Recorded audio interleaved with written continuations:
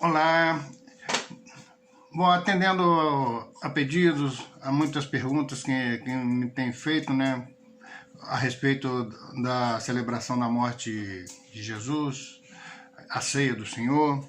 Então, muitas pessoas perguntam por que as Testemunhas de Jeová, elas celebram, né, de maneira diferente de outras religiões. Bom, o que eu tenho para dizer a vocês são coisas muito simples, né? Nós seguimos de perto as orientações da Bíblia, né, ao realizar a ceia do Senhor, que é a celebração da morte de Jesus, também conhecida como Última Ceia ou Santa Ceia. Isso é de acordo com 1 Coríntios, capítulo 11, versículo 20. Mas o que muitas religiões creem ou fazem nessa ocasião não reflete, né, o que a Bíblia realmente ensina. Então, esta é um ponto, né, de diferença, né? Porque muitas religiões, o que elas creem, né, ou fazem nessa ocasião, não reflete realmente o que a Bíblia ensina, o que está escrito na Bíblia. Qual é o objetivo dessa celebração? A ceia do Senhor é a celebração, né, para lembrar de Jesus e mostrar gratidão pelo sacrifício que ele fez por nós. Esse sacrifício, né, que encontramos aí no livro de Mateus, capítulo 20, versículo 28, 1 Coríntios, capítulo 11, versículo 24. Essa celebração não é um sacramento, ou seja, uma prática religiosa que dá à pessoa a graça de Deus ou o perdão de seus pecados. A Bíblia ensina que os nossos pecados podem ser perdoados somente pela fé em Jesus, não por meio de uma cerimônia religiosa.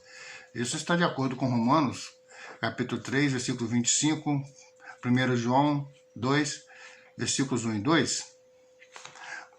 Com que frequência, né, deve ser feita? Bom, Jesus disse que seus discípulos deveriam celebrar a ceia do Senhor, mas não disse quantas vezes, né, isso deveria ser feito. Por exemplo, você pode verificar Lucas, capítulo 22, versículo 19. Algumas pessoas acham que a celebração deve ser feita, né, a cada mês. Outras acham que deve ser feita uma vez por semana, diariamente, ou até, né, várias vezes no mesmo dia. Ainda outras dizem que cada um pode decidir quantas vezes quer celebrar a ceia do Senhor. Mas há alguma coisa que precisam ser levadas em conta, hein? Quanto a isso, devemos ter em conta algumas coisas. Por exemplo, Jesus celebrou a ceia do Senhor na mesma data em que os judeus comemoravam a Páscoa. E ele morreu naquele mesmo dia. Mateus 26, né, o capítulo 1 e 2, capítulo 26, versículo 1 e 2. Te ajuda a entender isso. Isso não foi apenas uma coincidência, né? A Bíblia compara o sacrifício de Jesus com o sacrifício do Cordeiro Pascual, de acordo com 1 Coríntios, capítulo 5, versículos 7 e 8.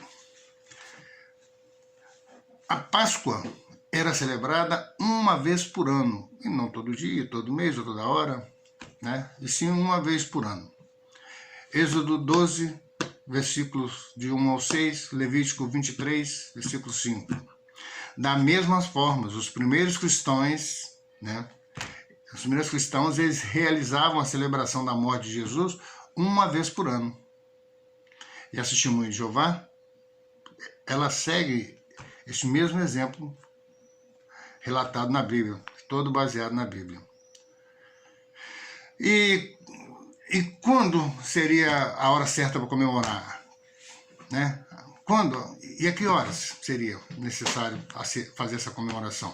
Bom, analisar o que Jesus fez quando realizou a celebração nos ajuda a determinar não apenas a frequência dela, mas também a data e a hora em que deve ser feita.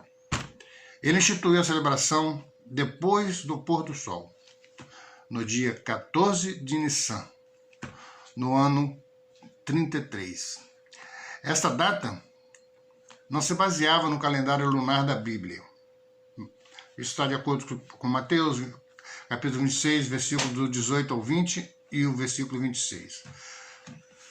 Nós continuamos celebrando a morte dele anualmente nesta mesma data, seguindo o exemplo dos primeiros cristãos. ok? O dia 14 de Nissan do ano 33 caiu numa sexta-feira, né? Mas o dia correspondente a essa data no nosso calendário pode cair cada ano em um dia diferente da semana, tá? Para saber quando será o dia 14 de Nissan, né, usamos o mesmo método da época de Jesus, né? Ou seja, né, em vez de usar o calendário judaico, né, da época de Jesus, em vez disso, né, atual, nós usamos daquela época, o calendário daquela época, para poder termos o dia correto da morte de Jesus. Então nós transportamos daquele dia do antigo, né, do antigo calendário judaico para os nossos dias, para que tenhamos o dia correto da morte de Jesus. Porque isso pode cair, variar do dia da semana. Pão e vinho. Vamos então aí aos emblemas, o pão e o vinho. Na celebração que Jesus instituiu, ele usou um pão sem fermento e o vinho tinto que tinha sobrado da refeição da Páscoa. Isso está de acordo com Mateus 26, versículos 26 ao 28. Nós seguimos esse mesmo exemplo, tá? Seguimos o exemplo dos relatos da Bíblia, o que está dentro da Bíblia. Usamos pão, né, pão sem fermento e sem adição de outros ingredientes. É água e farinha de trigo, né, e o trigo. E o vinho é tinto e puro, tá? Não suco de uva ou vinho misturado com açúcar, bebidas destiladas ou ervas. É o vinho puro, tá? Ele é o vinho que leva álcool, mas ele é um vinho natural, é um vinho puro, tá? Porque o vinho todo ele, de uma maneira ou de outra, ele leva álcool, porque a própria fermentação do vinho se faz por meio do álcool que tem as cascas do vinho. Algumas religiões usam pão com fermento, mas o fermento muitas vezes, né, é símbolo de pecado e corrupção na Bíblia. A Bíblia menciona que o fermento é uma coisa impura. Vocês podem comparar aí Lucas 12, versículo 1, 1 Coríntios 5, versículo do 6 ao 8, Gálatas 5, versículo do 7 ao 9. Por isso, somente o pão sem fermento e sem outros ingredientes pode servir como símbolo apropriado do corpo sem pecado de Jesus Cristo. 1 de Pedro 2, 22 te ajuda a entender isso. Outra prática que a Bíblia não apoia é usar suco de uva não fermentado em vez de vinho. Algumas igrejas fazem isso porque proíbem o consumo de álcool. Mas essa proibição não tem nada a ver com a Bíblia, não tem base bíblica. Entende? Isso não tem base bíblica. 1 Timóteo 5, 23. O pão e o vinho são apenas símbolos, né? O pão sem fermento e o vinho tinto servidos na celebração são emblemas ou símbolos da carne e do sangue de Cristo. Eles não se transformam milagrosamente, nem são misturados com carne e o sangue literal de Jesus, como alguns pensam. Vejamos o que a Bíblia diz sobre isso. Vou destacar aqui uns pontos aqui, que eu estou repassando aqui. Então, veja só. Jesus, né, mandou que seus discípulos bebessem seu sangue, né? Não foi isso. Jesus não mandou que seus discípulos bebessem seu sangue, né? Ele conhecia a lei, né, de Deus que proibia consumir sangue, pois o sangue é sagrado. Gênesis 9, versículo 5, Atos 15, versículo 28 e 29. Tá? Então Jesus não mandou que os discípulos bebessem seu sangue. E Jesus, com certeza, nunca incentivaria, né, ninguém a violar a lei de Deus. Uma vez que a lei de Deus era proibir que as pessoas, né, tomassem sangue. Né, a lei de Deus era que você se afastasse de sangue. João 8, 28 e 29. Então, esse é um ponto. Outro, os apóstolos não poderiam ter realmente bebido o sangue de Jesus enquanto ele estava vivo. Não é verdade? Jesus estava vivo, então isso não era o sangue de Jesus, né? Seu sangue ainda não havia sido derramado, ele ainda não tinha sido sacrificado. Mateus 26, versículo 28. Outro ponto. O sacrifício de Jesus foi feito de uma vez para sempre. Hebreus 9, versículos 25 e 26. Se o pão e o vinho servido na ceia do Senhor se transformassem na carne e no sangue de Jesus, os que participam dessa celebração estariam repetindo o sacrifício dele, como que derramando novamente o sangue de Jesus. Está bem claro isso. Jesus disse: persistam em fazer isto em memória de mim. E não persistam em fazer isso para repetir meu sacrifício. Viu a diferença? Jesus não pediu, Jesus pediu outra coisa. 1 Coríntios 11, 24. Alguns acreditam na doutrina da transubstanciação, ou seja, creem que o pão e o vinho se transformam no corpo e no sangue de Jesus.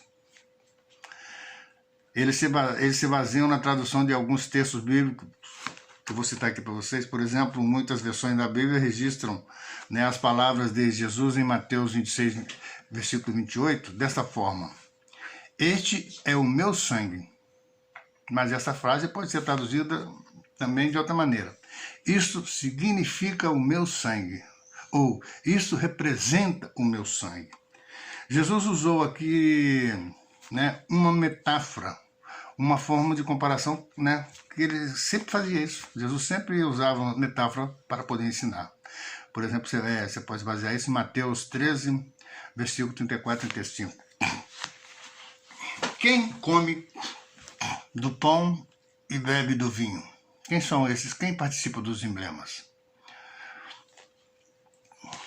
Quando as testemunhas de Jeová celebram a ceia do Senhor, poucas pessoas participam dos emblemas, ou come do pão e bebe do vinho. Por quê?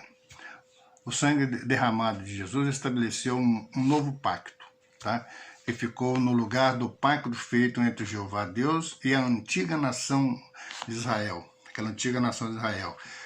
Você pode ver isso, Hebreus 8, do 10 ao 13, versículos do 10 ao 13. Os que estão incluídos nesse novo pacto, comem ou bebem do vinho na celebração.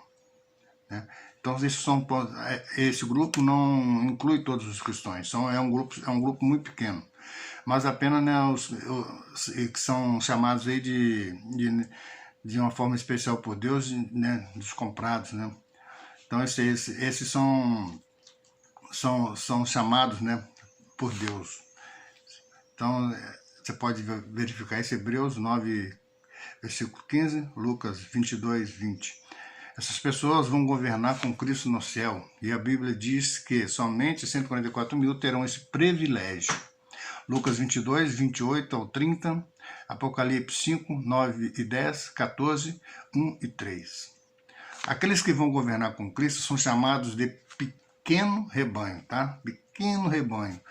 Em contraste, com a grande maioria de nós, temos a esperança de ser parte da grande multidão. Essa grande multidão são as pessoas que vão receber vida eterna na terra, aqui mesmo na terra. E essa grande multidão, ele sai da guerra do Armagedon, ele sai daí com vida, protegido pelos anjos para herdar a terra. Lucas capítulo 12, 32, versículo 32, Apocalipse capítulo 7, versículo 9 e 10. Tá?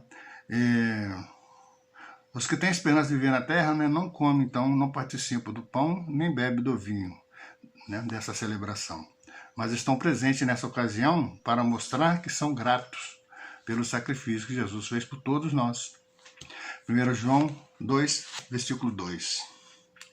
Então é isso. Eu espero que vocês tenham entendido um pouquinho, porque a testemunha de Jeová celebra de maneira diferente de todas as outras religiões. Que vocês possam desfrutar desse entendimento, né? E possam, numa nova oportunidade, participar conosco. Um abraço.